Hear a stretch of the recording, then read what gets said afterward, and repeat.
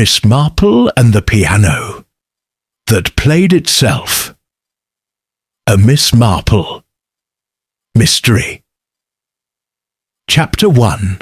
The Recital at Greythorn Manor. The afternoon sun cast long shadows across the drawing-room of Greythorn Manor, where 37 chairs had been arranged in neat rows facing the magnificent Bechstein grand piano. Miss Jane Marple sat near the back, her knitting needles clicking softly as she observed the gathering with the gentle attention of someone who had spent a lifetime watching people. "Such a lovely turnout," whispered Mrs. Bantry, settling into the chair beside her. "Though I must say, Celia has been dreadfully secretive about this recital. Won't tell a soul what she's planning to play." Miss Marple smiled placidly. Dear Celia always did enjoy a touch of drama. The village of St. Mary Mead had been abuzz for weeks about Mrs. Celia Ashford's promised performance. After 15 years of widowhood spent in London, she had returned to occupy Greythorn Manor, the grand house where she'd been raised, and had immediately announced her intention to revive the estate's tradition of musical gatherings. The invitation had been impossible to refuse, though it had raised more than a few eyebrows. Celia Ashford had never been particularly musical in her youth. The drawing-room filled steadily with familiar faces.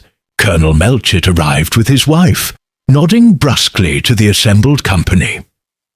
Dr. Haydock came shortly after, looking rather harassed, as he always did when dragged away from his rounds.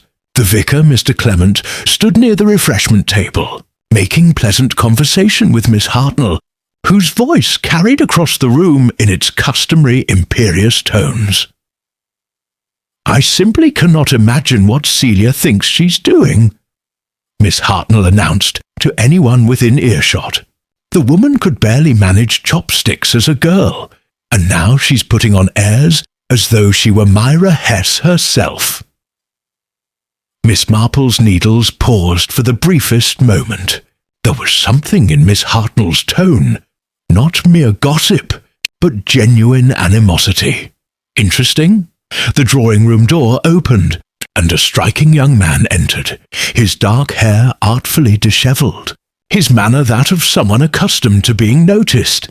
This would be Philip Granville, Miss Marple surmised, the artist from London whom Celia had inexplicably hired as her private secretary. The village had been thoroughly scandalized by the arrangement. A widow of 53 and a man barely 30. The speculation had been delicious.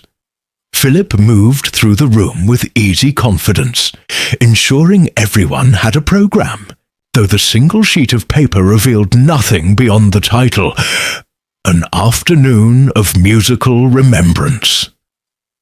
He paused by Miss Marple's chair, offering her a programme with a smile that was perhaps a shade too charming. "Miss Marple, isn't it? Mrs. Ashford speaks of you often. She says you're the wisest woman in St. Mary Mead." "How very kind of Celia," Miss Marple replied, her blue eyes twinkling, "though I fear I'm simply old enough to have seen most varieties of human behaviour at least once before." Philip laughed, but something flickered in his expression. Calculation, perhaps, or assessment. He moved on before Miss Marple could determine which. At precisely 3 o'clock, Celia Ashford entered the drawing-room. She had aged gracefully, Miss Marple noted, though there was a brittleness to her elegance now, a careful preservation that suggested effort. Her emerald silk dress whispered as she walked, and a magnificent diamond brooch glinted at her throat. The Ashford heirloom, worth a considerable fortune if village memory served correctly. "My dear friends," Celia began, her voice trembling slightly, "thank you for joining me today. This house has been silent far too long.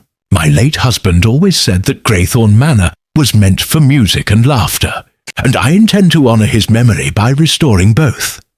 She moved toward the piano, then paused, turning back to her audience with an expression Miss Marple couldn't quite read. "Before I begin, I must tell you something. This piano, my grandmother's piano, has not been played in 20 years. Not since." She trailed off, then seemed to gather herself. "Well, that's ancient history. Let us have music." Celia settled onto the piano bench, arranged her skirts, and placed her hands on the keys. The room fell utterly silent. Even Miss Marple's knitting needles stilled. And then, impossibly, before Celia's fingers could descend, the piano began to play. The opening notes of Chopin's Nocturne in E-flat major filled the drawing room. Hauntingly beautiful, perfectly executed, utterly inexplicable. Celia's hands hovered frozen above the keys, her face draining of colour. The music continued, as if invisible fingers danced across the ivory, each note crystal clear. Someone screamed. Mrs. Bantry gasped and clutched Miss Marple's arm. Colonel Melchett half rose from his chair, his military bearing momentarily shattered. The music played on, reaching the Nocturne's most delicate passage. Then, abruptly, it stopped. In the ringing silence that followed, Celia Ashford stood up from the piano bench. She swayed slightly, and Philip Granville rushed forward, but she waved him away. Her eyes swept the room, landing on faces shocked, frightened, or, in one or two cases, something else entirely. "The ghost of Graythorne Manor," she whispered, her voice barely audible. "My grandmother always said the piano would play again when secrets were ready to be revealed." She took 3 steps toward the drawing-room door, then crumpled gracefully to the floor in a dead faint. The room erupted into chaos. Dr. Haydock rushed forward, barking orders. Philip Granville hovered uselessly. Mrs. Bantry fanned herself vigorously. Miss Hartnell proclaimed loudly that she'd known something dreadful would come of this ridiculous performance. Only Miss Marple remained perfectly still, her keen eyes moving from the piano to the fallen woman, to the faces of those gathered around. She had seen, in those first moments of shock, something far more revealing than a supposedly supernatural occurrence. She had seen who wasn't surprised at all. Chapter 2. Whispers in the Aftermath Doctor. Haydock's diagnosis was swift and professional, nervous exhaustion complicated by shock. Celia Ashford was helped upstairs to her bedroom, supported between Philip Granville and Mrs. Daniels, the housekeeper who had appeared with remarkable speed from the servants' quarters. The recital, clearly, was at an end. The guests, however, showed no inclination to depart. They clustered in small groups throughout the drawing-room and spilled into the entrance hall, their voices rising in excited speculation. Miss Marple observed that shock had a peculiar way of loosening tongues. People said things in moments of distress that they would never utter in ordinary circumstances. "I tell you, I saw it with my own eyes," Colonel Melchett insisted to anyone who would listen. The woman's hands weren't touching the keys. Not touching them! Yet the confounded thing played like a concert pianist was sitting there. "There must be a rational explanation," Mr. Clement said, though his voice carried less conviction than his words. "Perhaps some mechanical device? I've read of such things. Player pianos, they call them." Miss Hartnell snorted derisively. "That piano has been in the Ashford family for a century. It's no more mechanical than I am. Mark my words, there's trickery afoot, and that London artist fellow is behind it." Miss Marple continued her knitting, positioned strategically near the refreshment table, where conversations tended to flow most freely. She had learned long ago that elderly ladies with knitting were effectively invisible, particularly when people wished to share dramatic opinions. Mrs. Bantry appeared at her elbow, teacup rattling against its saucer. "Jane, what on earth just happened?" You don't believe in ghosts, surely? I've found that ghosts are rarely as mysterious as the living, my dear. Miss Marple replied mildly, though I must admit the performance was quite striking. Such a difficult piece, too. Chopin's nocturnes require considerable skill. But who could have... Mrs. Bantry began, then stopped as Philip Granville descended the main staircase. The young man looked genuinely shaken, his earlier polish entirely absent. He moved directly to the sideboard and poured himself a substantial brandy, downing half of it before acknowledging the room's attention. "Mrs. Ashford is resting," he announced. "Dr. Haydock has given her something to help her sleep. She asked me to convey her apologies for the unexpected nature of this afternoon's entertainment." "Entertainment?" Miss Hartnell's voice could have cut glass. "Young man, if this was your idea of a theatrical stunt, it was in exceedingly poor taste." Philip's expression hardened. "I assure you, Miss Hartnell, I'm as baffled as anyone. I've been Mrs. Ashford's secretary for 3 months, and she's never mentioned anything about supernatural occurrences or family ghosts." "How very convenient," Miss Hartnell replied icily. Miss Marple watched the exchange with interest. Philip Granville was either an exceptional actor or genuinely distressed. But then, she reflected, exceptional actors often found employment as private secretaries to wealthy widows. It was one of the oldest arrangements in the world. Dr. Haydock emerged from upstairs, his medical bag in hand. He accepted a cup of tea from Mrs. Daniels and addressed the assembled company. "Mrs. Ashford will be perfectly well by morning. She's had a shock, naturally, but there's nothing organically wrong. I suggest we all go home and allow her to rest." "But, Doctor," Mrs. Bantry protested, "what about the piano? Surely someone should investigate?" "Investigate what exactly?" Dr. Haydock's tone was deliberately practical. "A piano that appeared to play itself. There'll be a perfectly ordinary explanation, mark my words. Some trick of acoustics, perhaps, or someone played a recording," interrupted a new voice. All eyes turned to the speaker, a thin, scholarly-looking man in his 40s whom Miss Marple recognized as Mr. Geoffrey Trent, the estate's solicitor. He had been sitting so quietly near the window that she had almost forgotten his presence. "A recording?" Colonel Melchett frowned. "You mean one of those gramophone affairs?" "Precisely." Mr. Trent adjusted his spectacles. "Modern technology can achieve remarkable effects. A concealed gramophone, perhaps triggered by some mechanism when Mrs. Ashford sat at the piano. It would create exactly the illusion we witnessed." "But why?" Mr. Clement asked. "Why would Mrs. Ashford stage such a peculiar deception?" Mr. Trent's expression became carefully neutral. I couldn't possibly speculate about my client's motivations." The phrase hung in the air, heavy with implication. Miss Marple's needles continued their rhythmic clicking, but her mind was working far more rapidly. A solicitor who referred to "my client's motivations" was a solicitor who knew something he had no intention of sharing. Mrs. Daniels began quietly encouraging guests toward the door, her manner respectful but firm. The housekeeper was a solid woman in her 60s, with the sort of face that revealed nothing and heard everything. She had been with the Ashford family since before Celia's marriage, Miss Marple recalled. One of those retainers who became part of the fabric of a great house.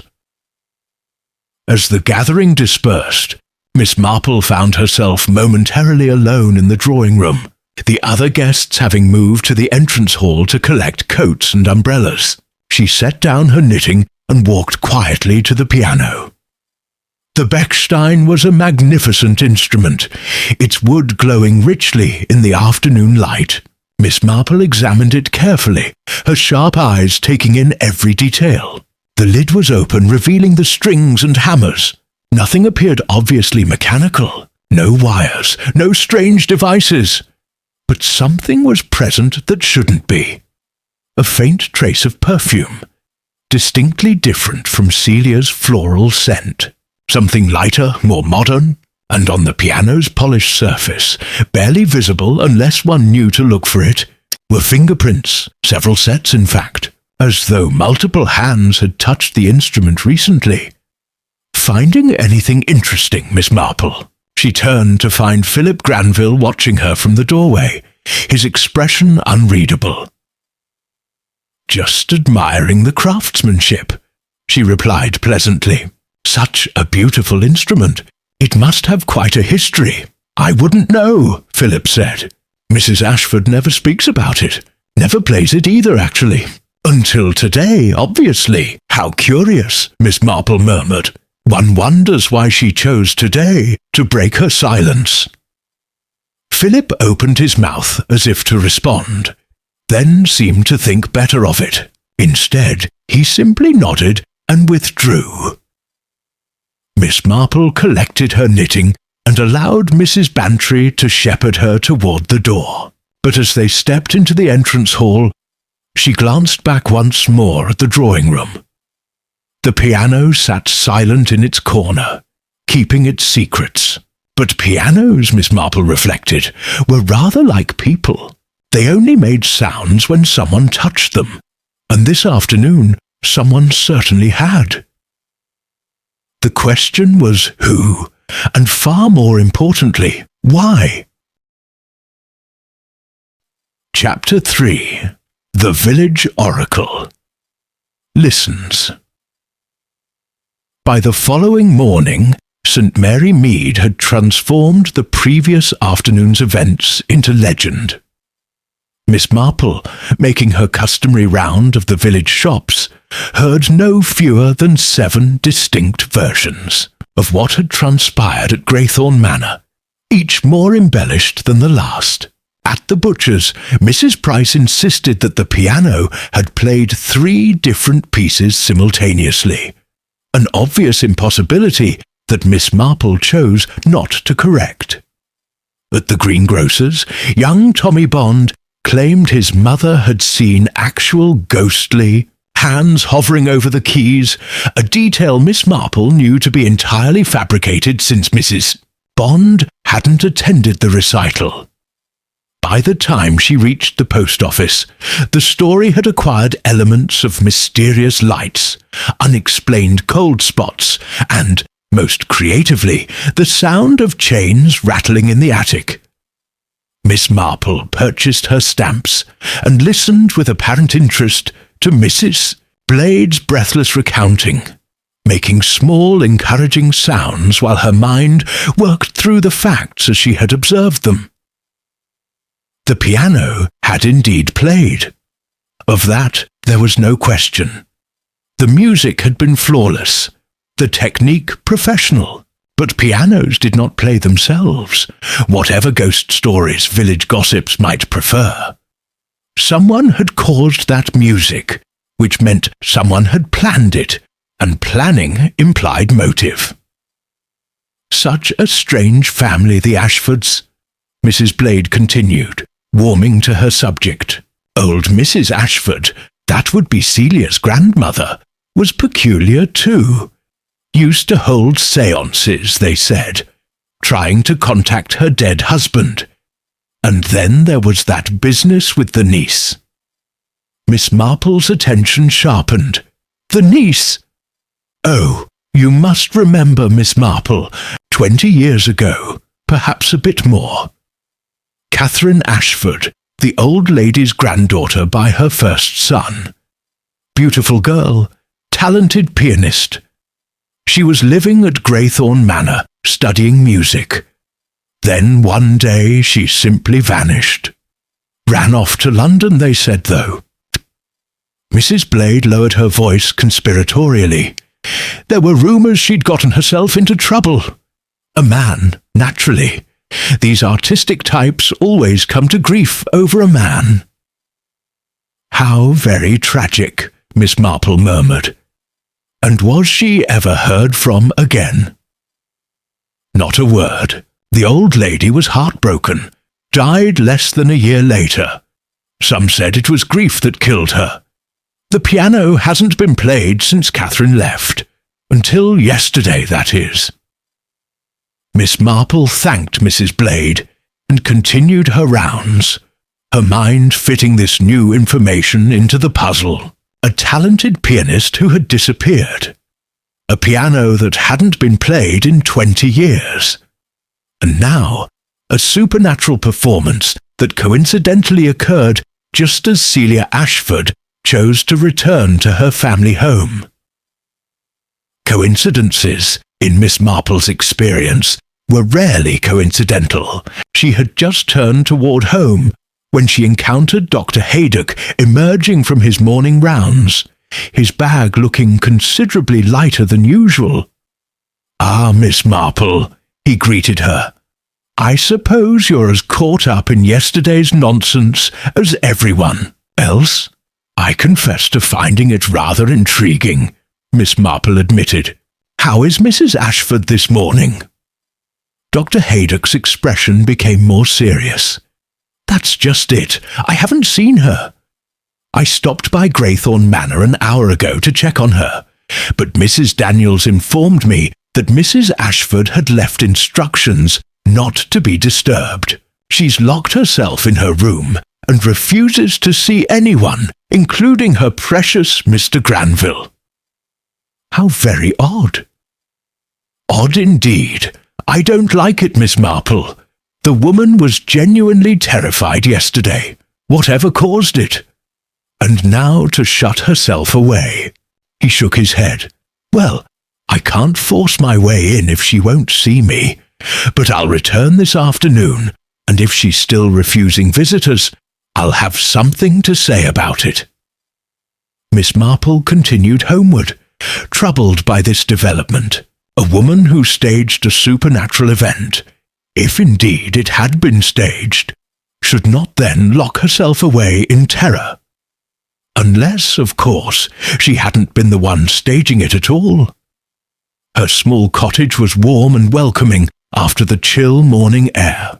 She was removing her coat when her maid announced a visitor. Mr. Geoffrey Trent, looking considerably more agitated than he had yesterday. "Miss Marple, forgive the intrusion," he began without preamble. "I wonder if I might impose upon your discretion and good sense. Please sit down, Mr. Trent. You look quite distressed." The solicitor sat, though he perched on the edge of the chair as though ready to flee at any moment. "I find myself in a difficult position.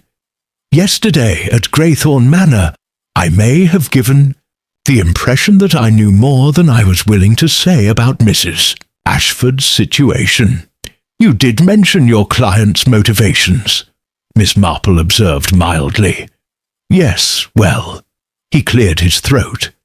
"The fact is, Mrs. Ashford came to see me 3 weeks ago. She wanted to make changes to her will, substantial changes. But more than that, she wanted my advice on a rather delicate matter. She believed someone was trying to frighten her away from Graythorne Manor." Miss Marple set down her teacup carefully. "Frighten her? In what way?" "Small things at first. Objects moved, doors found open that she was certain she'd locked, and music, piano music, always at night, always the same pieces. She said it sounded exactly like her cousin Catherine used to play." "Catherine Ashford, who disappeared 20 years ago?" Mr. Trent looked surprised. "You know about Catherine?" "The village has a long memory, Mr. Trent. Yes, of course." He rubbed his temples wearily. Mrs. Ashford was convinced someone was trying to make her believe Graythorne Manor was haunted. She wanted to know if she had legal recourse. I told her we'd need evidence before we could pursue any action. Did she have any suspicions about who might be responsible? She wouldn't say. Or perhaps she didn't know. Mr. Trent stood abruptly. "Miss Marple, I came to you because everyone says you have remarkable insight into human nature. Yesterday's performance, if it was staged, it was done by someone with access to the house and knowledge of the piano. Someone who knew exactly which piece would have the most dramatic effect. And you think I might help you discover who that someone is, I think, Mr. Trent said carefully, that Mrs. Ashford may be in genuine danger. Yesterday's spectacle wasn't meant to entertain. It was meant to terrify. And it succeeded. After he left, Miss Marple sat for a long while in her armchair, her knitting forgotten, a talented pianist who had vanished. A piano that played her music after 20 years of silence. A woman who locked herself away in fear. And somewhere, hidden among the seemingly innocent residents of St. Mary Mead, or the household at Graythorne Manor, someone who knew exactly which keys to press to make a ghost come to life.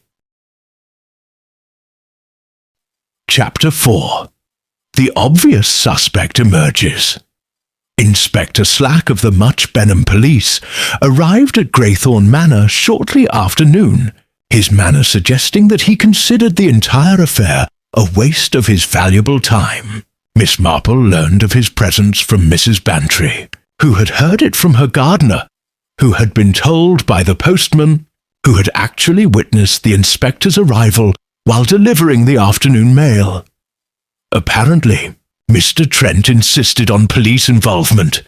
Mrs. Bantry explained over tea at Miss Marple's cottage, said something about Mrs. Ashford being terrorized, though I must say, Jane, if she's being terrorized, why stage such a public demonstration?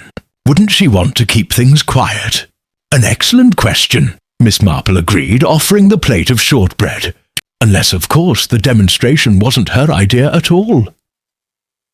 By evening, the entire village knew that Inspector Slack had questioned Philip Granville for over an hour, and that the young man's answers had evidently been unsatisfactory. Miss Hartnell, who had made it her business to call at Graythorne Manor on the pretext of inquiring after Celia's health, reported that she had overheard raised voices from the library. That Granville person was most belligerent, she told the assembled company at the vicarage, where Miss Marple had been invited for dinner, claiming he knew nothing about any ghost stories or family history. Very defensive, I thought. Just the sort of behaviour one would expect from someone with something to hide. Now, Miss Hartnell, Mr. Clement said gently, we mustn't rush to judgment. Rush to judgment. The facts speak for themselves, Vicar. A penniless artist attaches himself to a wealthy widow. Strange occurrences begin. And then, at a moment of maximum public attention, a spectacular supernatural event occurs that leaves the poor woman prostrate with fear. It's perfectly obvious what's happening. He's trying to drive her mad so he can control her fortune. Miss Marple, who had been quietly working on her knitting, looked up with mild interest.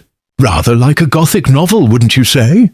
The wicked secretary and the vulnerable widow. Though I wonder, if Mr. Granville wished to control Mrs. Ashford's fortune, wouldn't he need to marry her first? Has there been any indication of a romantic attachment? The question hung in the air, and Miss Marple noticed Miss Hartnell's cheeks colour slightly. Well, no, she admitted, not as such, but these things develop, don't they? A widow alone in a big house, a charming young man always at hand. And yet, Miss Marple continued thoughtfully, Mrs. Ashford left London to come here. She chose to return to her family home, bringing Mr. Granville with her. If she were being manipulated, wouldn't she have been isolated in London instead, away from childhood friends and familiar surroundings? Mrs. Clement nodded enthusiastically. Miss Marple makes an excellent point. Besides, I've met Mr. Granville twice now, and he seems perfectly pleasant, very knowledgeable about art and literature. Charming men often are. Miss Hartnell said darkly. "That's how they deceive people." The conversation moved to other topics, but Miss Marple found her thoughts returning to Philip Granville. The young man was indeed the obvious suspect. Too obvious, perhaps. In her experience, the obvious suspect was frequently innocent, while the true culprit remained carefully hidden in the shadows, allowing suspicion to fall elsewhere. The next morning brought a development that seemed to confirm Miss Hartnell's suspicions.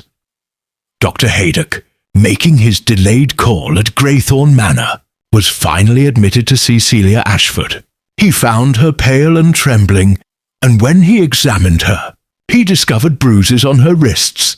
"Someone grabbed her," he reported grimly to Colonel Melchett, who, as the local magistrate, had taken an official interest in the affair. "Grabbed her hard enough to leave marks. She claims she doesn't remember how it happened. Says everything after the piano began playing is a blur."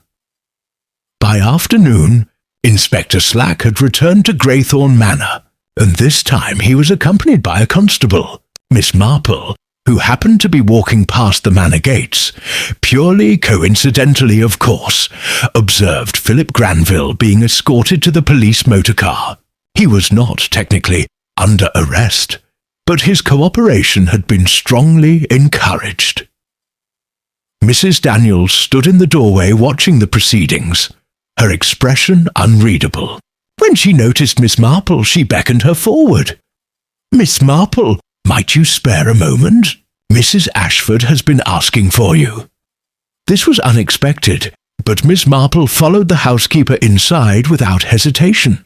They climbed the main staircase and proceeded down a long corridor to a suite of rooms at the rear of the house. Celia Ashford was sitting in a chair by the window, wrapped in a heavy shawl despite the warmth of the room. She looked considerably older than she had 2 days ago, her carefully maintained elegance crumbling to reveal the frightened woman beneath. "Miss Marple," she said, her voice barely above a whisper. "How kind of you to come. Mrs. Daniels, please leave us." The housekeeper withdrew, though not without a sharp glance at her mistress that suggested disapproval. Once they were alone, Celia gestured to a nearby chair. "Please sit. I hardly know where to begin." "Perhaps at the beginning," Miss Marple suggested gently. "Before the recital, before you returned to Greythorne Manor. What made you come back after so many years?" Celia's hands twisted in her lap. "I received a letter. Anonymous.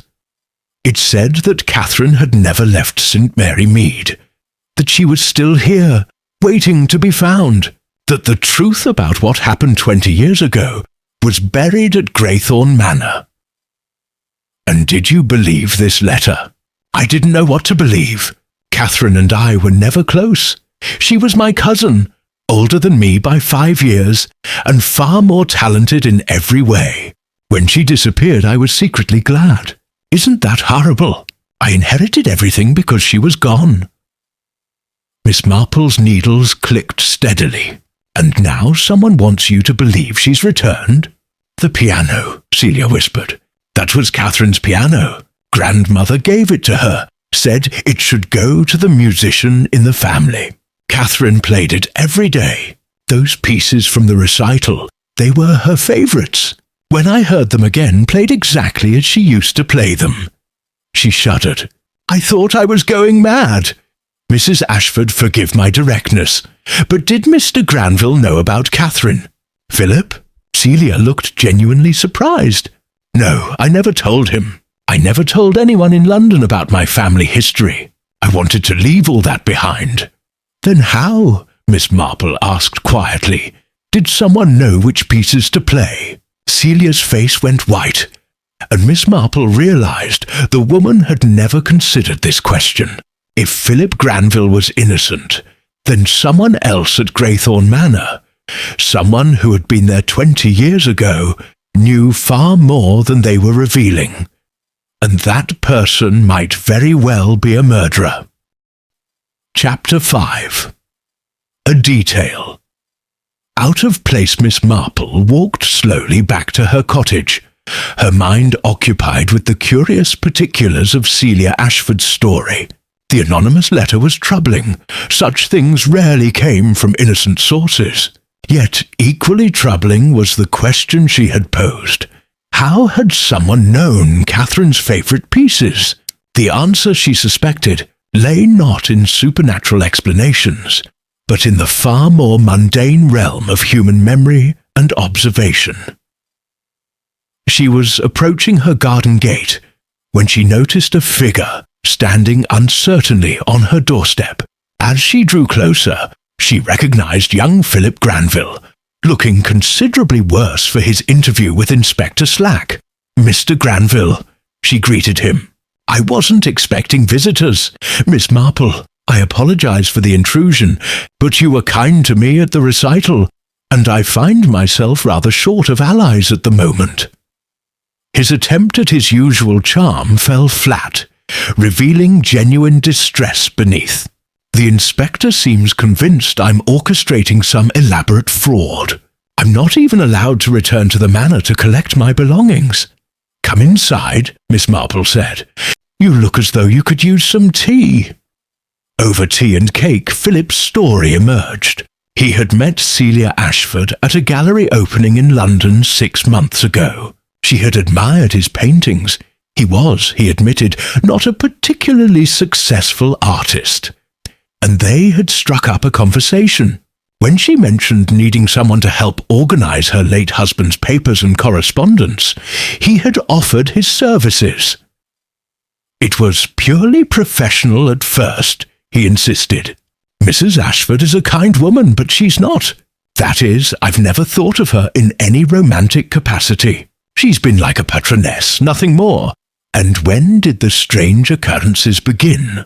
Philip frowned. "About a month after we arrived at Graythorne Manor. Mrs. Ashford started seeming nervous, jumping at shadows. She'd mentioned hearing music at night, but I never heard anything. I thought perhaps the old house was affecting her nerves." "Did you know about her cousin Catherine?" "Not until yesterday, when the inspector informed me during his interrogation." Philip's voice carried genuine frustration. "Apparently, everyone believes I'm haunting Mrs. Ashford with the ghost of her dead cousin, except nobody bothered to tell me the cousin existed in the first place. Miss Marple considered him over the rim of her teacup. Either he was an exceptional liar, or he was telling the truth. Her instinct, honed by decades of observing human nature, suggested the latter. Mr. Granville, when you first arrived at Graythorne Manor, did Mrs. Daniels show you around the house?" "Yes, she gave me a complete tour. Very thorough, actually. Almost as if she wanted to ensure I understood the history of every room." "And did she mention the piano?" Philip paused, his expression shifting as he recalled. "Now that you mention it, yes. She made a particular point of the drawing room. Said the piano had belonged to Miss Catherine and hadn't been played since she left. She seemed emotional about it, actually. Quite unlike her usual stern demeanour. How interesting," Miss Marple murmured. "And did you ever go into the drawing room alone?" "Never. Mrs. Ashford preferred to work in the library or the morning room. I had no reason to visit that part of the house." After Philip left, Miss Marple sat in her parlour as dusk gathered outside her windows. A picture was forming in her mind, though several pieces remained frustratingly unclear. Mrs. Daniels had been with the family for decades. She would have known Catherine, known her favourite pieces, known the piano intimately. But why would a loyal housekeeper terrorise her mistress? The answer came to Miss Marple as she was preparing for bed, triggered by something she had observed but not consciously registered. During her visit to Celia's room, she had noticed a photograph on the bedside table. A young woman in Edwardian dress, seated at a piano. The resemblance to Celia had been strong, but the woman's hands, positioned on the keys, had caught Miss Marple's attention. Those hands had worn a distinctive ring, a large sapphire surrounded by small diamonds. And Miss Marple had seen that exact ring, or one remarkably similar, on Mrs. Daniels's hand. The following morning, Miss Marple took tea with Mrs. Bantry and casually steered the conversation toward the Ashford family history. The old Mrs. Ashford, Celia's grandmother, she married twice, didn't she? Oh yes, Mrs. Bantry confirmed. First husband died young, left her with a son. She remarried a few years later to Mr. Ashford, and they had Celia's father. Catherine was from the first marriage, so she was only a half-relation to Celia, really. And were there other servants besides Mrs. Daniels who have been with the family for years? Only Mrs. Daniels now. The previous cook and housemaid retired when old Mrs. Ashford died. Mrs. Daniels stayed on even though the house was closed up. Celia sent her a small allowance to maintain the property. Devoted service, really, or Miss Marple reflected. A very good reason to remain close to something, or someone, at Graythorne Manor. That afternoon, she walked to the manor and knocked at the servants' entrance. Mrs. Daniels answered, her expression guarded. "Miss Marple, Mrs. Ashford is resting. Actually, Mrs. Daniels, it was you I hoped to speak with. Might I come in for just a moment?" The housekeeper hesitated, then stood aside. The kitchen was immaculate, everything in its proper place.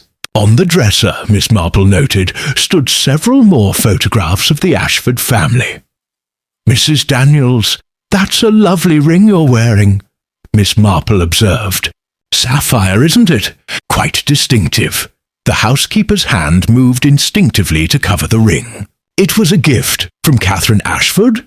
The colour drained from Mrs. Daniels' face. For a long moment she said nothing. Then, very quietly, "You'd better come into my sitting room, Miss Marple. There are things you need to understand about what happened 20 years ago." Chapter 6. Secrets in the Shadows Misses. Daniel's sitting room was small and austere, containing only the essentials. A narrow bed, a wardrobe, a single armchair, and a small writing desk. But on every available surface stood photographs. Catherine Ashford at the piano, Catherine in the garden, Catherine laughing with her grandmother, Catherine in her final year at the manor. Miss Marple settled into the armchair, while Mrs. Daniels remained standing by the window, her back rigid with tension. "Catherine gave me this ring the week before she left," the housekeeper began, her voice carefully controlled.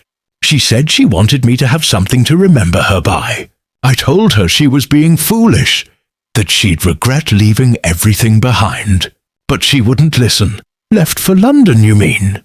Left for love." Mrs. Daniels' tone carried both scorn and sorrow. There was a man. There's always a man in these stories, isn't there? He was a music teacher from Much Benham. Came twice weekly to give Catherine advanced lessons. Robert Finch his name was. Handsome enough, I suppose, if you like that artistic type. He filled her head with dreams of concert halls and professional performances. And Catherine's grandmother disapproved. Old Mrs. Ashford forbade the relationship, wanted Catherine to marry properly, to someone of her own station. But Catherine was headstrong. They planned to elope, to go to London together. He would establish himself as a teacher there, and she would audition for the Royal Academy. Miss Marple's needles clicked softly, but something went wrong.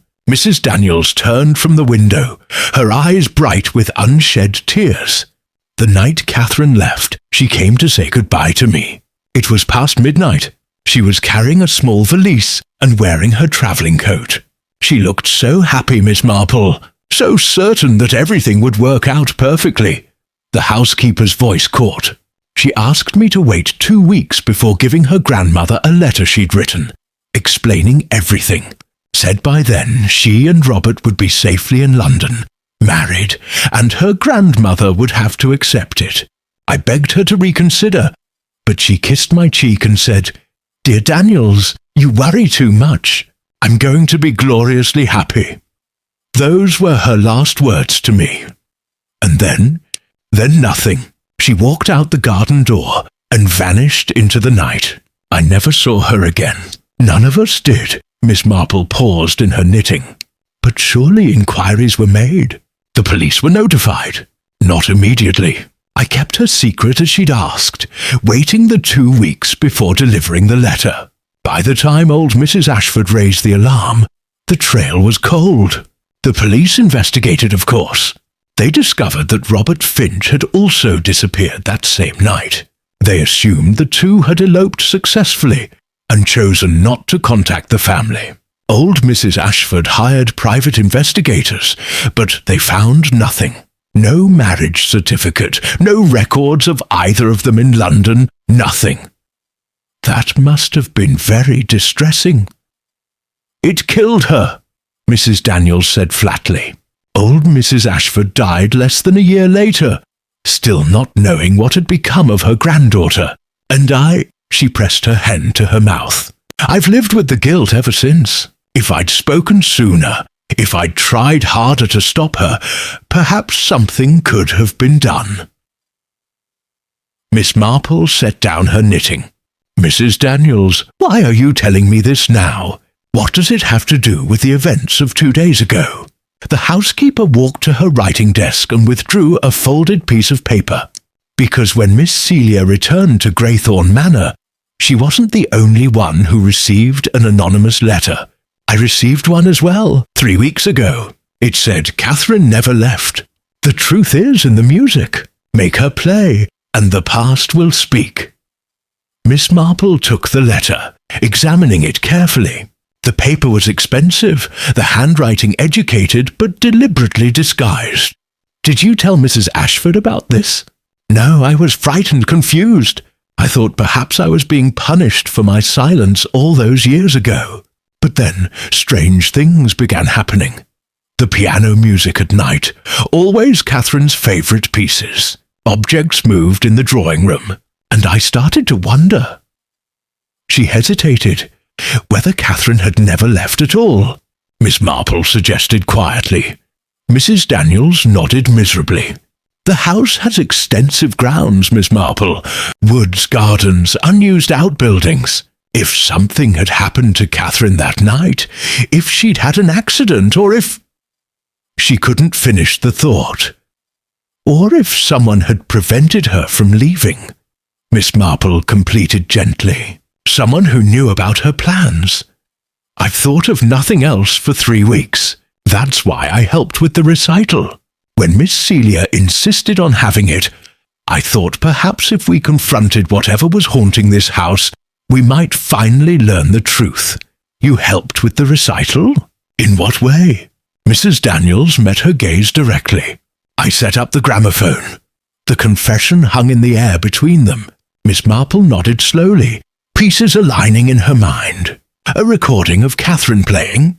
I found it in the attic last month, when the strange occurrences began. A wax cylinder recording, made by Catherine herself 6 months before she disappeared. She'd saved her money to have it made professionally, planning to send it to music schools in London as part of her applications. It was with her practice journals and sheet music, in a trunk I'd never had reason to open before. And you concealed the gramophone mechanism inside the piano? Behind the panel beneath the keyboard, connected to a wireless trigger I could operate from my position in the back of the room.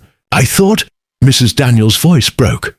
I thought if we could shock the truth out of whoever was behind these hauntings, we might finally get answers about what happened to Catherine. But instead, Miss Marple observed, you succeeded in terrifying Mrs. Ashford and casting suspicion on an innocent young man. Mrs. Daniels sank into a chair, her composure finally crumbling. I've made a terrible mess of everything, haven't I? Just as I did 20 years ago. Miss Marple regarded her with a mixture of sympathy and concern. Mrs. Daniels's actions, however misguided, spoke of devotion and long-buried grief, but they also revealed something more troubling. Someone else had known about Catherine's planned elopement. Someone who had reason to ensure the past remained buried, and that someone was still at Graythorne Manor. Chapter 7. The second revelation, Miss Marple, left Graythorne Manor deep in thought, Mrs. Daniels's confession weighing heavily on her mind. The housekeeper had acted foolishly, certainly, but from devotion rather than malice. Yet the question remained, who had sent both women those anonymous letters? Who wanted the past excavated after 20 years of silence? She had barely reached the village green when she encountered Dr. Haydock, his expression troubled. "Miss Marple, I was just coming to find you. Colonel Melchett asked if you might spare him a moment at the police station. Seems Inspector Slack has gotten himself into rather a muddle, and the Colonel thought you might help straighten things out." At the station, Miss Marple found Colonel Melchett pacing his office, while Inspector Slack sat with his arms crossed, radiating irritation. "Ah, Miss Marple," the Colonel greeted her with evident relief. "Thank you for coming. We've had a rather unexpected development. Mr. Geoffrey Trent came to see us an hour ago with some disturbing information." The solicitor appeared quite agitated, Inspector Slack added grudgingly. "Said he couldn't keep silent any longer, that his professional obligations were outweighed by concerns for Mrs. Ashford's safety." Colonel Melchett gestured for Miss Marple to sit. It seems that 3 weeks ago, Mr. Trent received instructions from Mrs. Ashford to make significant changes to her will. She wanted to leave the bulk of her estate, including Graythorne Manor, to Philip Granville. This was unexpected. Miss Marple's eyebrows rose fractionally. Had she explained her reasoning? That's just it, she hadn't. Trent advised her to reconsider, suggested she was being hasty, but she insisted, said she'd made up her mind and wanted the new will drawn up immediately. He prepared the documents, but she never came to sign them. And when was she supposed to sign? "The day after the recital," Colonel Melchett said significantly. "Yesterday afternoon, in fact. But of course, after that business with the piano, she locked herself in her room and has refused to see anyone except you, apparently." Inspector Slack leaned forward. "Don't you see? This Granville fellow knew he was about to inherit a fortune, but he also knew that Mrs. Ashford was wavering. Trent said she'd telephoned him the morning of the recital, asking if there was any way to delay the signing. The young man needed to secure his position, so he staged this elaborate ghost story to make her dependent on him, to isolate her from everyone else. But Mr. Granville didn't know about Catherine Ashford," Miss Marple pointed out gently. "He knew nothing of the family history." "So he claims," Slack retorted. "I say, he's been playing the innocent while manipulating that poor woman from the start." Miss Marple considered this new information carefully. Celia Ashford had been planning to leave her entire estate to a young man she'd known for only 6 months, and had then developed second thoughts. Yet there was something that didn't quite fit. "Colonel Melchett, when did Mrs. Ashford first approach Mr. Trent about changing her will?" The Colonel consulted his notes. 3 weeks ago, the 15th of October. "And when did she receive the anonymous letter about Catherine?" There was a moment of silence. Then Colonel Melchett's expression changed. Trent mentioned that too. She showed him the letter during their meeting, said it was what prompted her to return to St. Mary Mead in the first place. So Mrs. Ashford received a letter claiming her cousin had never left, Miss Marple said slowly, and her immediate response was to return to Graythorne Manor and rewrite her will in favour of her secretary. That seems rather an odd sequence of events, doesn't it? Inspector Slack looked confused, but Colonel Melchett was nodding. "You're right. If she was frightened by the letter, why make such a drastic change to her estate? Unless the will and the letter were connected." Miss Marple finished, but not in the way we've been assuming. Before she could elaborate, the door burst open and Mrs. Bantry rushed in, breathless and dishevelled. "Colonel!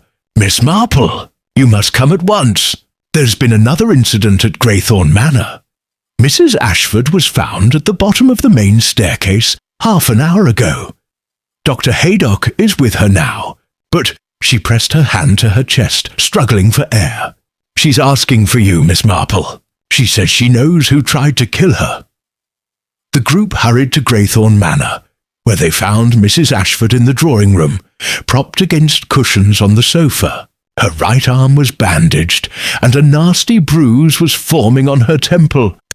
But her eyes were alert and angry rather than frightened. "I didn't fall," she announced the moment they entered. "I was pushed. Someone came up behind me at the top of the stairs and shoved me hard. If I hadn't caught the banister, I would have broken my neck." "Did you see who it was?" Colonel Melchett asked. "No, but I know." Celia's voice shook with rage. "It was Philip. It must have been. He's the only one with a motive. Mr. Trent told me he'd gone to the police. I know Philip must have learned about the will, about how I was planning to make him wealthy. And now that I've changed my mind, he wants to ensure I can't cut him out entirely." "Mrs. Ashford," Miss Marple said quietly, "Mr. Granville has been at the Rose and Crown since yesterday afternoon. Inspector Slack had him followed. He couldn't possibly have pushed you." Celia stared at her, the certainty draining from her face. "But then who?" "That," Miss Marple said, "is precisely what we need to determine. Tell me, Mrs. Ashford, the morning you wrote to Mr. Trent asking to delay the will signing, what prompted that decision?" Celia's hand went to the diamond brooch at her throat, the Ashford heirloom she'd worn to the recital. "I received another letter. It came with the morning post, the day of the recital. It said, 'You know what happened to Catherine. You've always known. Sign the will and seal your own fate, or confess and face justice.' Do you still have this letter? It's in my room, in the drawer of my bedside table." Colonel Melchett dispatched a constable to retrieve it, while the others waited in tense silence. When the constable returned, he carried not just the letter, but something else, a leather-bound journal, its pages yellowed with age. "Found this with the letter, sir," the constable reported. "Tucked underneath it in the drawer." Celia gasped. "That's Catherine's journal, but I've never seen it before. How did it get into my room?" Miss Marple took the journal carefully and opened it to a marked page. The entry was dated October 12th, 20 years ago, 1 week before Catherine's disappearance. "Celia knows about Robert and me," Miss Marple read aloud. "She saw us together in the garden and threatened to tell Grandmother, unless I gave her the sapphire ring Grandmother promised me. I refused, and now I'm frightened of what she might do. She's always been jealous, always wanted everything that was mine." The silence in the room was absolute. All eyes turned to Celia Ashford, whose face had gone deathly pale. Chapter 8. The Web Titan Celia. Ashford's hands trembled as she stared at the journal, her composure fracturing like fine porcelain under sudden pressure. "That's not— I never—" She looked desperately around the room, seeking an ally and finding only watchful faces. "This is absurd. I was barely 18 when Catherine disappeared. Why would anyone believe I had anything to do with it?" "The journal seems quite clear," Inspector Slack said. His earlier certainty about Philip Granville's guilt now redirected toward an equally convenient target. "But anyone could have written those entries," Celia protested. "Anyone could have forged Catherine's handwriting." Miss Marple had been examining the journal carefully, running her fingers along the binding. studying the quality of the ink. Mrs. Ashford makes a valid point, Inspector. This journal is 20 years old, certainly, but these particular entries... She held the page up to the light from the window. The ink has a different quality than the earlier pages. Slightly more modern, I should think. Dr. Haydock moved closer to examine it. She's right. See how the earlier entries have faded to brown. But this page is still quite dark. I'd say it was written more recently, perhaps within the last few months. Then someone is forging evidence, Colonel Melchett said grimly. Someone who wants us to believe Mrs. Ashford was involved in her cousin's disappearance. But who? Celia's voice rose. And why now, after all these years? Miss Marple closed the journal thoughtfully. I think we must ask ourselves who benefits from casting suspicion on you, Mrs. Ashford. Someone who knows the family history intimately. Someone who had access to your room to plant this journal. Someone who... She paused, her keen eyes moving to the doorway where Mrs. Daniels stood frozen, a tea tray clutched in her hands. The housekeeper's face had gone ashen. You think I did this? After everything I've told you? What have you told her? Colonel Melchett demanded. Mrs. Daniels set down the tray with shaking hands and recounted her earlier confession about the gramophone, the recording, and her receipt of an anonymous letter. Inspector Slack's expression grew increasingly stormy as she spoke. So you staged the entire recital incident, created evidence, caused a public disturbance, and said nothing while we wasted time investigating an innocent man. I was trying to find out what happened to Catherine, Mrs. Daniels said miserably, and I thought if someone was guilty, they might reveal themselves. Well, someone certainly has revealed themselves, Slack retorted. You had every opportunity to forge that journal entry, to plant it in Mrs. Ashford's room. You're the only person besides Mrs. Ashford herself who has unrestricted access to every part of this house. That's not quite true, Miss Marple interjected quietly. Mr. Geoffrey Trent has been to this house multiple times over the past 3 weeks, has he not? All eyes turned to the solicitor, who had been standing near the fireplace, his expression carefully neutral throughout the proceedings. I have visited professionally, he said stiffly, to discuss Mrs. Ashford's will and other legal matters. Are you suggesting I'm involved in some sort of conspiracy, Miss Marple? I'm suggesting, Miss Marple said gently, that you've known the Ashford family for a very long time, perhaps longer than you've admitted. Mr. Trent's jaw tightened. I don't know what you're implying. Your father was also a solicitor, wasn't he? He handled the Ashford family's affairs before you took over the practice. In fact, I believe he was the solicitor who dealt with the investigation into Catherine's disappearance 20 years ago. That's a matter of public record. What of it? Miss Marple's needles resumed their gentle clicking. And your father would have known all the details of Catherine's life, including her relationship with Robert Finch. He would have had access to her personal papers, her journals, anything that might have been relevant to the investigation. My father conducted himself with perfect propriety, Trent said coldly. He maintained client confidentiality throughout. I'm quite sure he did. But tell me, Mr. Trent, when did you first meet Mrs. Ashford? Was it truly only 3 weeks ago? Or had you perhaps encountered her before? Say, during your father's investigation 20 years ago? The solicitor's silence was damning. Celia Ashford drew in a sharp breath. Geoffrey, you knew me then. But you said when I came to your office that you'd only recently taken over the practice. That you'd never handled my family's affairs before. I thought it best not to mention our previous acquaintance, Trent said carefully. It was so many years ago and circumstances were distressing. I didn't want to make you uncomfortable. How very considerate, Miss Marple murmured. And yet you must have recognized Mrs. Ashford immediately when she walked into your office. You would have known all about the family history, about Catherine's disappearance, about the theories and suspicions that surrounded that event. You were, I believe, about 23 at the time, just starting to assist your father with cases. I fail to see what relevance... The relevance, Miss Marple continued, her voice still gentle, but her words precise as surgical instruments, is that you would have been exactly the right age to have known Catherine Ashford personally, perhaps even to have been acquainted with Robert Finch, the music teacher from Much Benham. Didn't you grow up in Much Benham, Mr. Trent?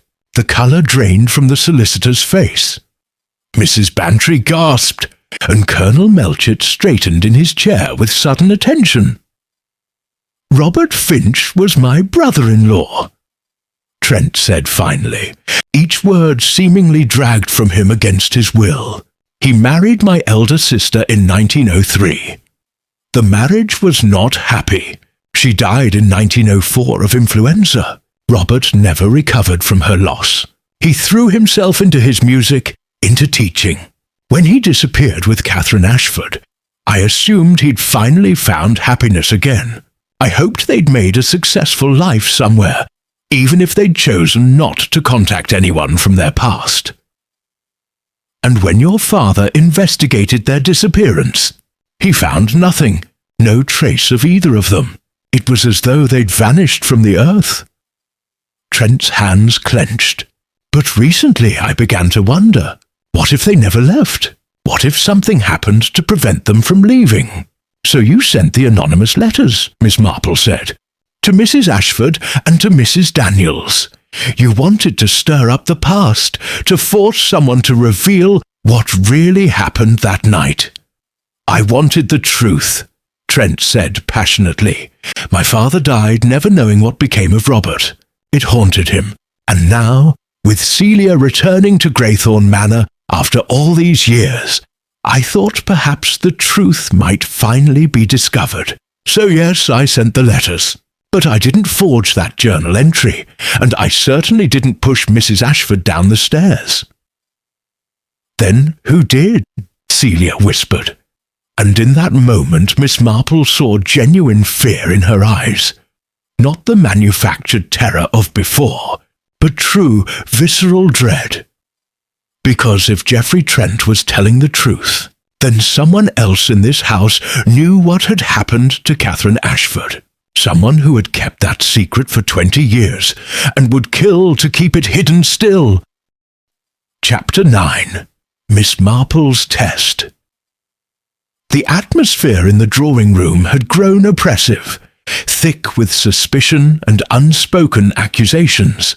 Miss Marple sat quietly in her chair, her knitting progressing steadily, while her mind worked through the layers of deception that had been carefully constructed over the past 3 weeks. I think, she said at last, breaking the tense silence, that we have been asking the wrong questions. We've been so focused on who sent the letters and who staged the various incidents that we've overlooked the most important question of all. And what would that be? Inspector Slack asked impatiently. Where is Catherine Ashford? The simplicity of the question seemed to startle everyone. Mrs. Daniels made a small, choked sound. Celia Ashford's hand went once more to her diamond brooch, worrying at it nervously. If she's anywhere, Colonel Melchett said heavily, she's likely in a grave somewhere on these grounds. A body buried 20 years ago would be nearly impossible to find without knowing exactly where to look. Unless, Miss Marple suggested, someone did know exactly where to look. Someone who has been living at Greythorn Manor all these years, maintaining the property, tending the gardens. Her gaze moved meaningfully to Mrs. Daniels. The housekeeper drew herself up with dignity. I've told you everything I know, Miss Marple. Catherine left through the garden door that night, and I never saw her again. If she's buried somewhere on the grounds, I know nothing of it. Perhaps not knowingly, Miss Marple agreed. But consider this. After Catherine's disappearance, were any significant changes made to the grounds? New gardens planted? Buildings constructed or demolished? Mrs. Daniels frowned, thinking back. Old Mrs. Ashford was too distraught to think about such things. But the following spring, yes, there was work done. The rose garden was completely redesigned. The old one had been Catherine's special project, and seeing it reminded Mrs. Ashford too much of her grief. She had it torn out and replanted with something entirely different. And who supervised this work? I did mostly. Mrs. Ashford couldn't bear to be involved. She gave me instructions and kept to her rooms while the gardeners did their work. How convenient, Inspector Slack muttered. You could have buried a body during all that upheaval, and no one would have been the wiser. I did no such thing. Mrs. Daniels' composure finally cracked. How dare you suggest, please? Miss Marple interrupted gently. I don't believe Mrs. Daniels harmed Catherine, but I do believe she may have unknowingly helped conceal evidence of her death. Tell me, Mrs. Daniels, was there anyone else involved in deciding where the new rose garden would be placed? The housekeeper's eyes widened as understanding dawned. Mr. Ashford, Celia's father. He came to stay with his mother during her grief. He was the one who suggested the location for the new garden. Said it would get better light, be more visible from the house. I thought he was simply trying to create something beautiful for his mother to look at. Or, Miss Marple said quietly, he was ensuring that a particular patch of ground would be thoroughly disturbed, making any evidence of recent digging impossible to detect. Celia Ashford stood abruptly, her face flushed with anger. My father was a good man. How dare you suggest he was capable of murder? I'm suggesting no such thing, Miss Marple replied calmly. But your father would have done anything to protect his family, wouldn't he? To protect his daughter, for instance. The implication hung in the air. Celia's anger transformed into something else. Fear, perhaps, or calculation. Miss Marple watched her carefully, noting every micro-expression. Every telltale gesture, I think, Miss Marple continued, setting down her knitting deliberately. That we should conduct a small experiment. Mrs. Ashford, would you be kind enough to play something on the piano for us? The request seemed to come from nowhere. Everyone stared at Miss Marple as though she'd lost her senses. I beg your pardon? Celia said faintly. The piano. I should very much like to hear you play. Any piece will do, but I don't play. I've told everyone, I have no musical talent whatsoever. Yes, you've said that repeatedly, and yet you returned to Greythorn Manor after 15 years specifically to hold a recital. That seems rather odd for someone with no musical ability, doesn't it? Celia's eyes darted to the doorway, as if calculating whether she could flee. I was going to play a recording, obviously. A professional recording to honor my grandmother's memory. Then there would have been no need for such secrecy about your program, Miss Marple pointed out. No need to refuse to tell anyone what you plan to play, unless, of course, you were concerned that someone might recognize your own playing style. This is absurd, Celia said, but her voice lacked conviction. Miss Marple rose from her chair with surprising swiftness for a woman of her years and walked to the piano. She opened the bench and withdrew several sheets of music, not printed professional editions, but handwritten manuscripts. I found these earlier when I examined the piano, she said, hidden in a false bottom of the bench. They're compositions, original works, and they're signed with the initials CA. Mrs. Daniels moved forward, her face pale. Those are Catherine's. She wrote her own music. Always dreamed of having her compositions performed in concert halls. Or perhaps, Miss Marple suggested gently, they were written by someone who wanted everyone to believe they were Catherine's. Someone who actually possessed considerable musical talent, but had very good reasons for hiding that fact. Someone who might have been desperately jealous of a cousin who received all the praise, all the attention, all the love from a doting grandmother. Celia Ashford's mask finally slipped. The frightened widow disappeared, replaced by something colder, more calculating. You can't prove anything. Catherine ran away 20 years ago. Everyone accepted that. Because everyone assumed Catherine was the talented one, Miss Marple said. But talent doesn't disappear, Mrs. Ashford. The pieces played at the recital required genuine skill, not just a recording, despite what Mrs. Daniels believed. The gramophone was a decoy, wasn't it? You played those pieces yourself, your hands just above the keys, so it appeared they weren't touching. In the shock of the moment, no one looked closely enough to see the truth. You're insane! And the bruises on your wrists that Dr. Haydock observed. Self-inflicted, I think. Just dramatic enough to cast suspicion elsewhere. Miss Marple's voice remained gentle, but her words were relentless.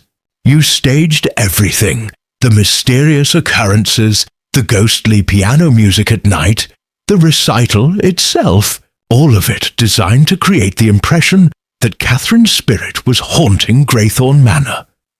But why, Mrs. Ashford? Why now, after 20 years? Celia's laugh was bitter. Why? Because that fool Trent started asking questions. Because he sent those letters trying to force me to reveal what happened. I had to create a different narrative, one where I was the victim rather than... She stopped abruptly, but the damage was done. Rather than the murderer, Miss Marple finished softly. The silence that followed was broken only by the ticking of the mantel clock, counting down the seconds until Celia Ashford would have to face the truth she had buried for 20 years. Chapter 10. The Truth Beneath the Roses. For a long moment, no one moved. Celia Ashford stood frozen by the sofa, her carefully maintained composure crumbling as the weight of Miss Marple's words settled over the room like a suffocating blanket. I didn't say that, Celia whispered. You're twisting my words, am I? Miss Marple asked mildly. She walked slowly back to her chair, her movements unhurried, giving Celia time to compose herself, or to make a mistake. Let me tell you what I think happened 20 years ago, Mrs. Ashford. You may correct me if I'm wrong. Inspector Slack started to object, but Colonel Melchett silenced him with a gesture. Everyone's attention was fixed on the elderly lady with her knitting, who seemed so harmless, yet had just exposed layers of carefully constructed deception. Catherine was the golden child, Miss Marple began. Beautiful, talented, beloved by your grandmother. You, on the other hand, were merely pretty, merely adequate. You had musical talent, considerable talent in fact, but it was always dismissed because Catherine's was greater. Everything that should have been yours went to her instead. The attention, the praise, the heirloom jewellery, even the piano that had belonged to your own mother. Celia's hands clenched, but she said nothing. Then Catherine fell in love with an unsuitable man, Miss Marple continued, a widowed music teacher with no fortune and no prospects. Your grandmother would have been horrified, and you saw an opportunity, didn't you? You could be the good granddaughter, the one who protected the family honour. You would expose Catherine's plans and finally earn the love and approval you'd always craved. I did tell grandmother, Celia said, her voice barely audible. I thought I was doing the right thing. But Catherine discovered your betrayal before you could tell your grandmother, didn't she? That much of the journal entry was true. She confronted you and you argued. Perhaps she said cruel things. People often do when they're hurt and angry. Perhaps she told you that you were jealous, petty, that you would never be half the musician she was. Mrs. Daniels made a small sound of distress. The night Catherine left, I heard raised voices from the music room earlier that evening. I thought it was Catherine and old Mrs. Ashford arguing. But it must have been. It was Catherine and me, Celia admitted, her voice hollow. She said terrible things, called me a vicious, talentless snake, said I would spend my whole life living in her shadow, that even if she left, I would never be good enough to replace her in grandmother's affections. So, when she came through the house that night on her way to meet Robert Finch, Miss Marple said, "You were waiting for her." "I just wanted to talk to her," Celia said desperately. "I wanted to apologize to make her understand, but she wouldn't listen. She laughed at me, said it was too late, that she was leaving, and I could rot in this house with our bitter grandmother. She turned to walk away, and Her voice broke. I grabbed her arm. We struggled. We were at the top of the servants' staircase. She pulled away from me, lost her balance, and fell. The confession hung in the air. Mrs. Daniels swayed, and Dr. Haydock moved quickly to steady her. "An accident, then," Colonel Melchett said carefully. "Not murder, no," Miss Marple said quietly. "Not the fall, certainly. But what happened afterward was quite deliberate, wasn't it, Mrs. Ashford?" Celia's face had gone deathly white. She was already dead when I reached her. Her neck was broken. There was nothing I could do. "Except tell the truth," Miss Marple said. "Except raise the alarm, call for help, admit what had happened. But you didn't. Instead, you saw another opportunity. With Catherine dead and everyone believing she'd run away, you could finally have everything you'd ever wanted. Your grandmother's love, the estate, the jewelry, all of it would be yours." I panicked.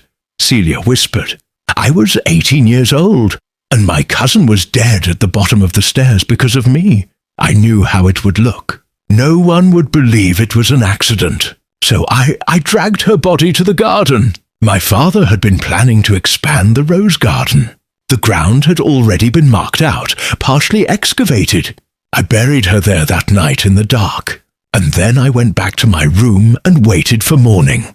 And when Mrs. Daniels delivered Catherine's letter 2 weeks later," Miss Marple continued, "everyone assumed she'd eloped successfully. The perfect crime, really. Catherine was presumed alive and happy somewhere, while you slowly inherited everything that should have been hers." "My father suspected," Celia said, tears streaming down her face. "Not immediately, but later. He saw how I changed after Catherine's disappearance. He found dirt on my dressing gown, scratches on my hands. When Mother died and he came to help Grandmother redesign the gardens, he made sure the new rose garden was placed exactly where the excavation had been.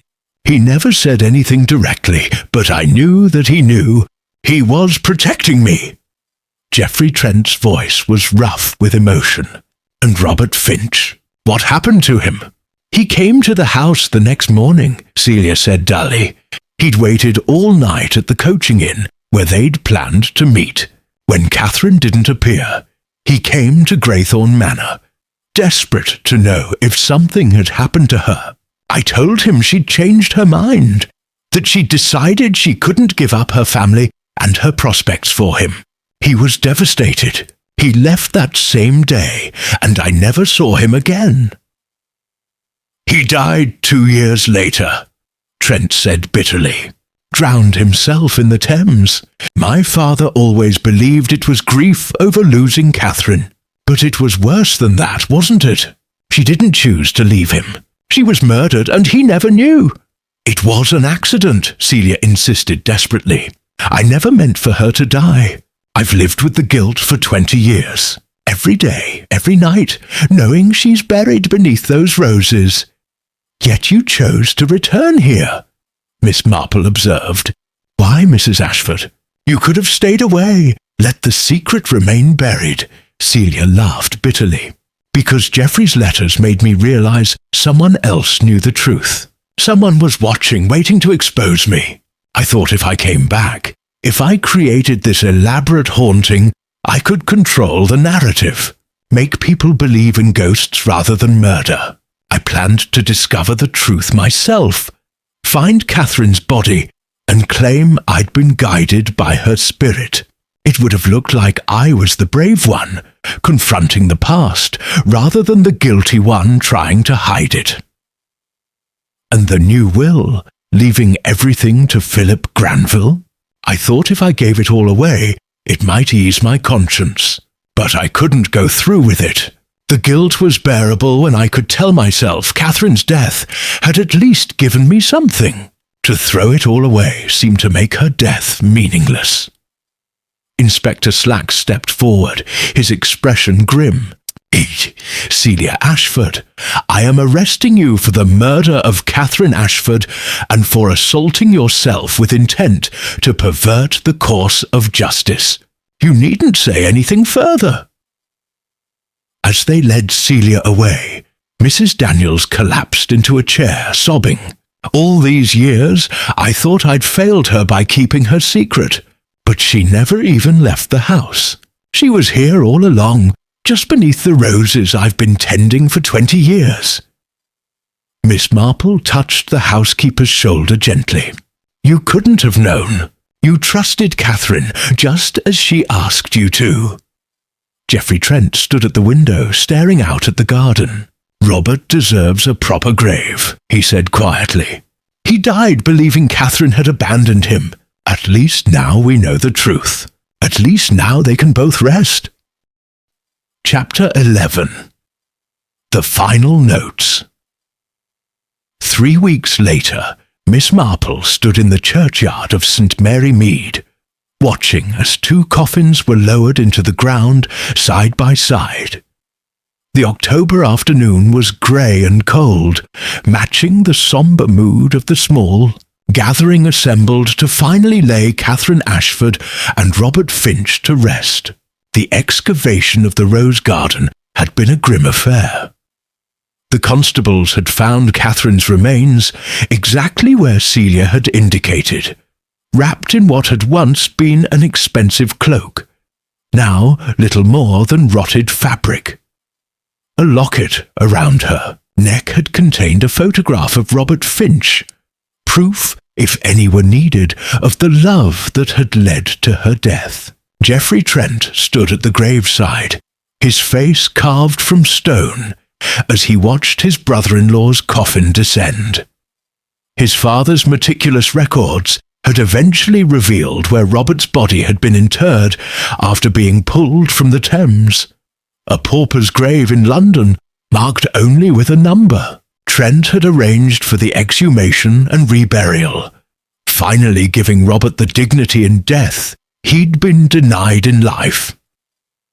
Mrs. Daniels stood apart from the others, supported by Mrs. Bantry, her face aged 10 years in the past 3 weeks.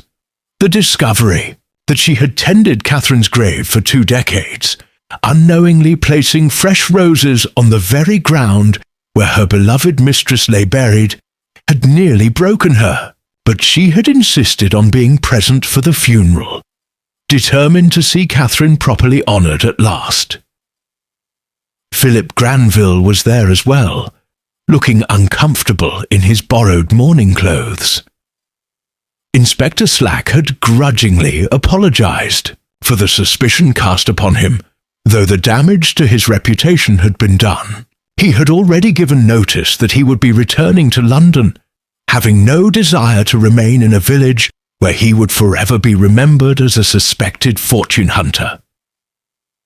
The vicar concluded his prayers, and the small group began to disperse.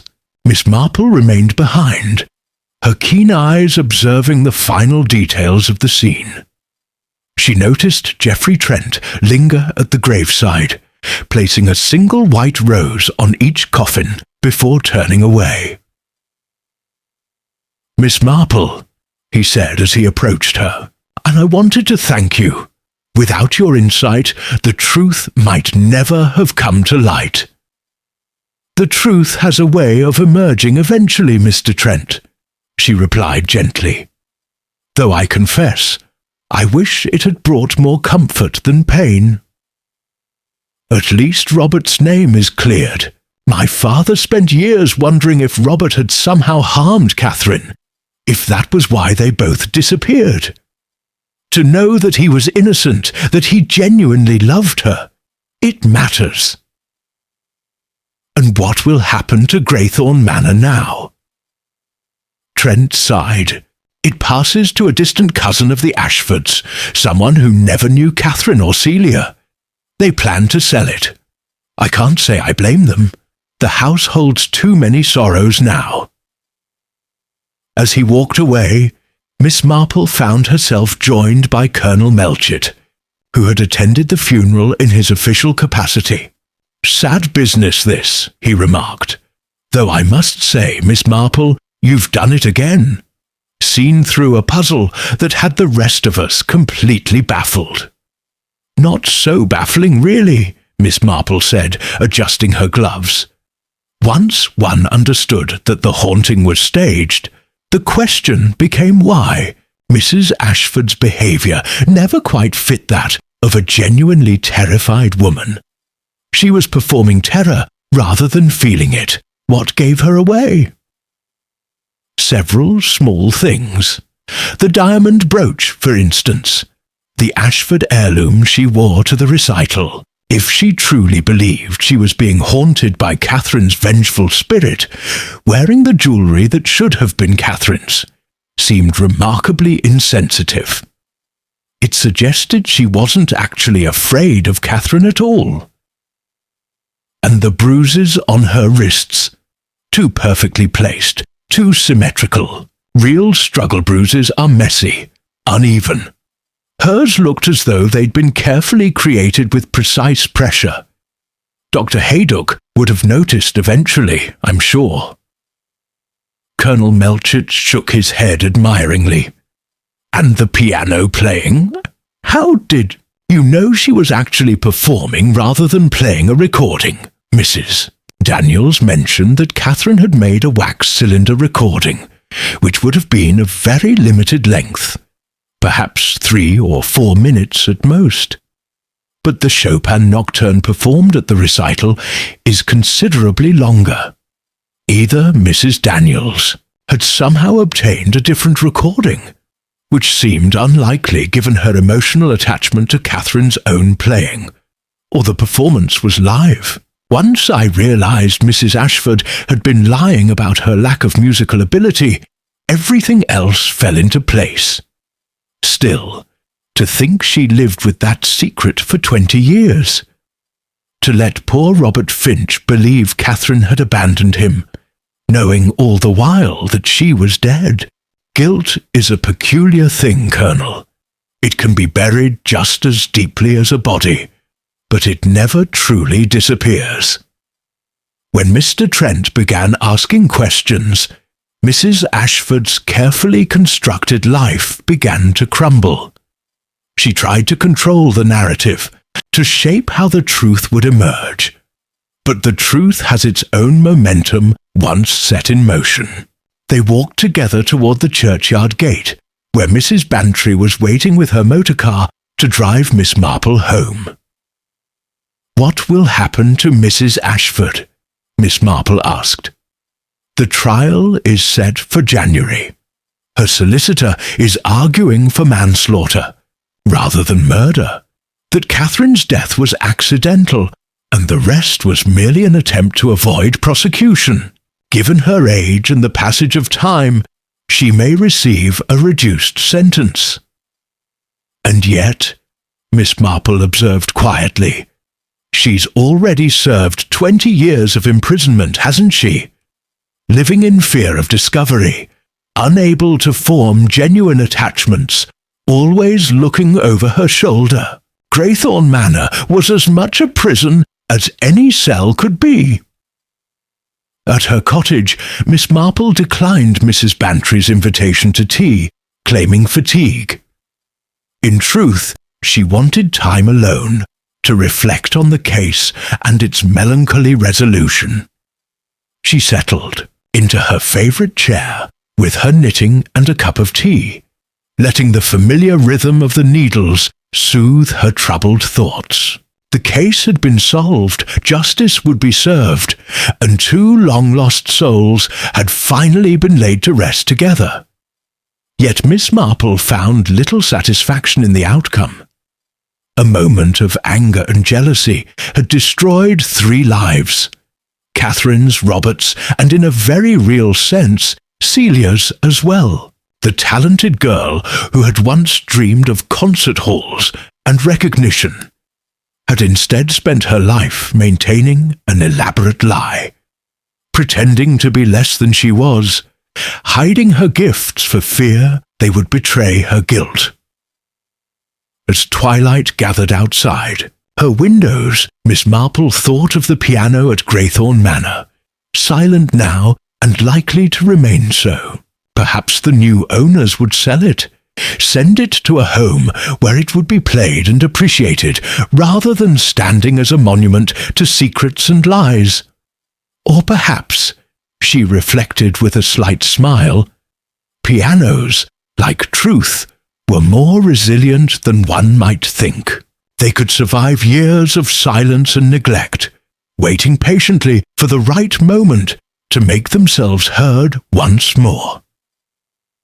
The Evening Post brought a letter from Geoffrey Trent, thanking her again for her assistance and informing her that he had arranged for Catherine's compositions to be professionally copied and submitted to a music publisher. If they were accepted, any proceeds would go toward a memorial scholarship for young musicians. Miss Marple set the letter aside with approval. Something good might yet emerge from this tragedy, a legacy for Catherine that celebrated her talent rather than her untimely death. Outside, the village of St. Mary Mead settled into its evening routines, gossip about the Ashford case already beginning to fade as new scandals and dramas demanded attention. Life, as it always did, moved forward, but Miss Marple would remember. She would remember the piano that played itself, and the terrible secret it had helped to reveal. Chapter 12. Reflections in the Quiet Village.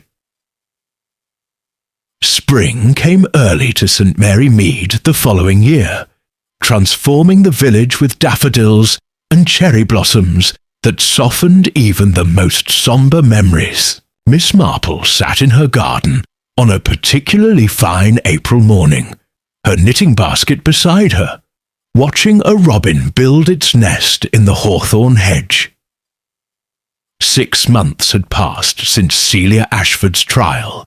The jury had returned a verdict of manslaughter, and the judge, taking into account her age and the decades of torment she had endured, had sentenced her to 12 years, with the possibility of parole after 8. She had been taken to Holloway Prison in London, and the village had slowly begun to forget the scandal that had consumed it the previous autumn. But Miss Marple had not forgotten. She never did. "Ah, there you are, Jane," Mrs. Bantry called from the garden gate. "May I join you? I've brought the most extraordinary news."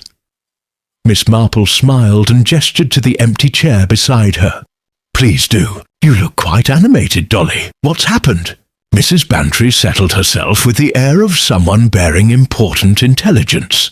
"I've just had a letter from Geoffrey Trent. You remember the solicitor?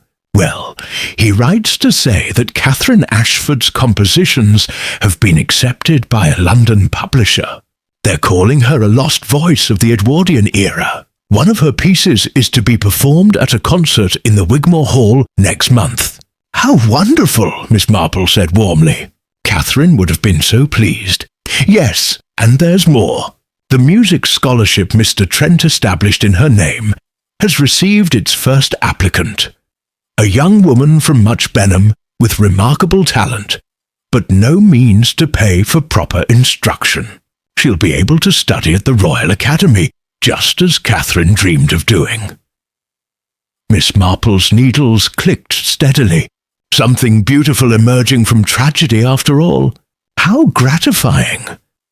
Mr. Trent also mentions that Greythorn Manor has been sold to a family from Surrey, a doctor and his wife with 4 children. They're planning to fill it with life and laughter again. The wife plays piano, apparently, and was delighted to discover the Bechstein in the drawing room. I'm very glad to hear it. A house like that needs children and music. It's been silent far too long. Mrs. Bantry leaned closer, her voice dropping to a confidential tone. And have you heard about Mrs. Daniels? She's taken a position with the new owners, staying on at Greythorn Manor after everything that happened there. I can't imagine it myself. Miss Marple looked up from her knitting. Can't you? I think I understand it perfectly. The house was never the problem, Dolly. Mrs. Daniels loved Catherine dearly, and now that the truth is known, perhaps she finds some comfort in remaining near where Catherine lived and loved. Grief has its own geography.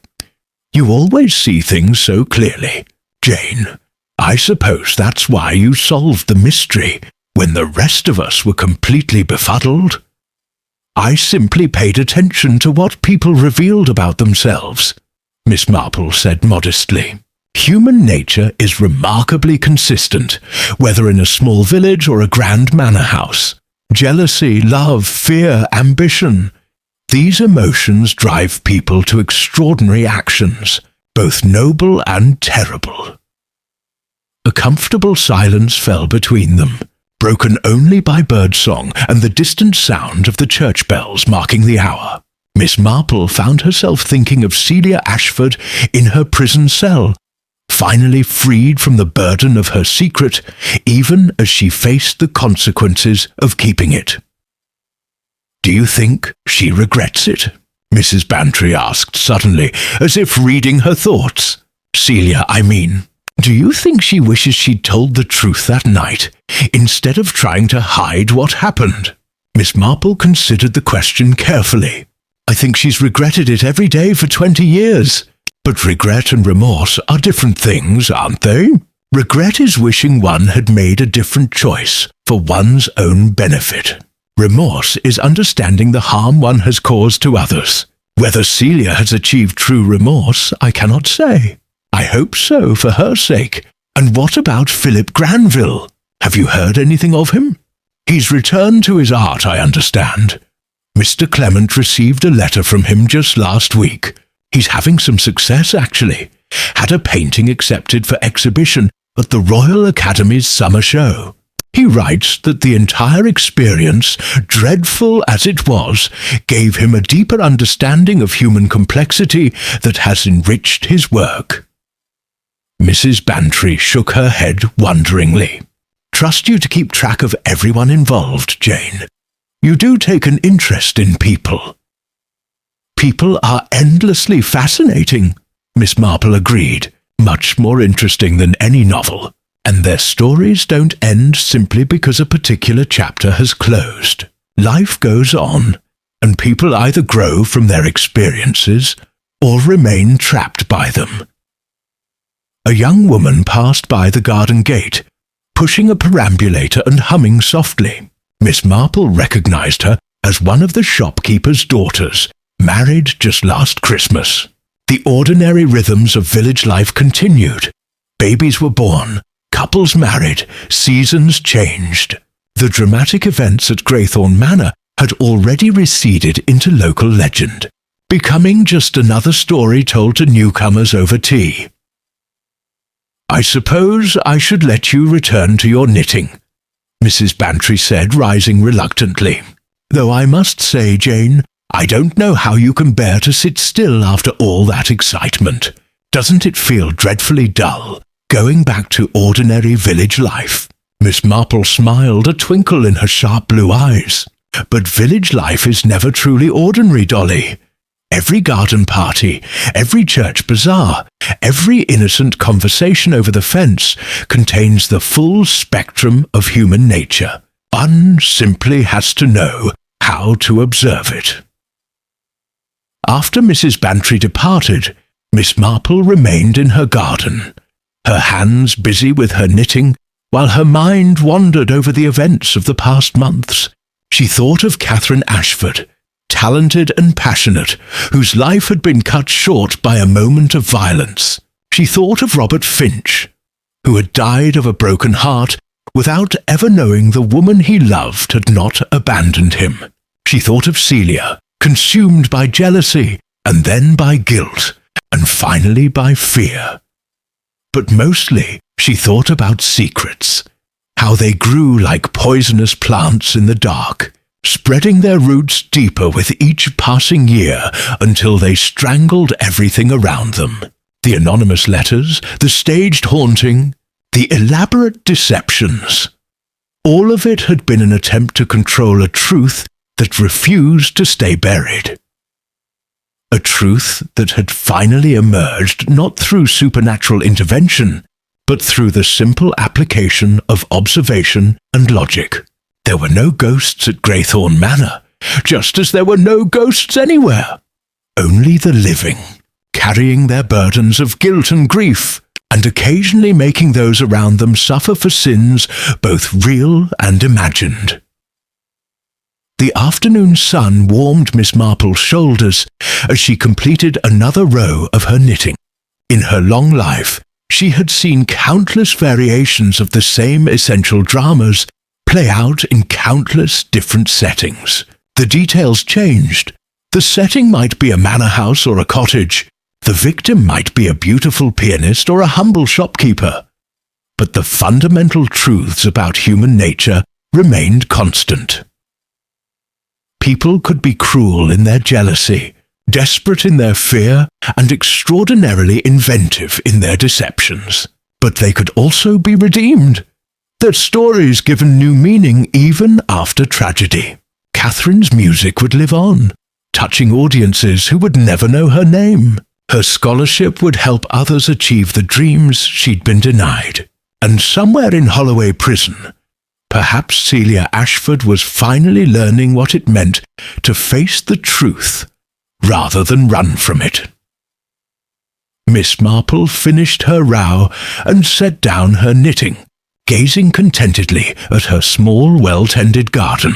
The village of St. Mary Mead stretched out beyond her hedge, full of ordinary people living ordinary lives, and within those ordinary lives, infinite complexity, infinite possibility, infinite mystery. Tomorrow there would be the church fete to organize, the vicar's wife to console about the problems with the choir, Mrs. Price's new grandson to admire. Life would continue in its pleasant, unremarkable way, until, of course, the next mystery presented itself. Because in Miss Marple's experience, there was always a next mystery. Human nature being what it was, secrets would always be kept, lies would always be told, and occasionally, just occasionally, someone would need to untangle the threads and reveal the truth hidden beneath.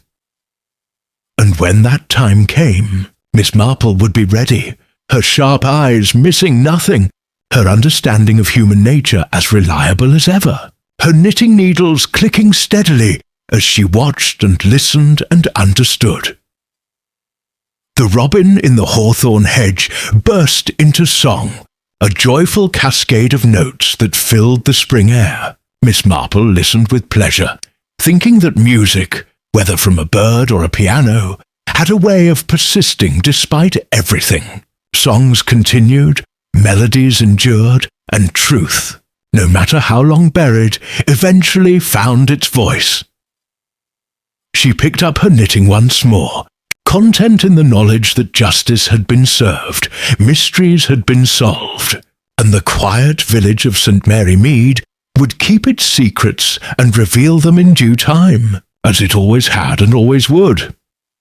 The piano at Graythorne Manor would play again, this time for a family who knew nothing of its tragic history. And that, Miss Marple reflected with satisfaction, was perhaps the best ending of all, not dwelling in the shadows of the past, but moving forward into a future filled with music, laughter, and life. The afternoon stretched peacefully before her, and Miss Marple smiled.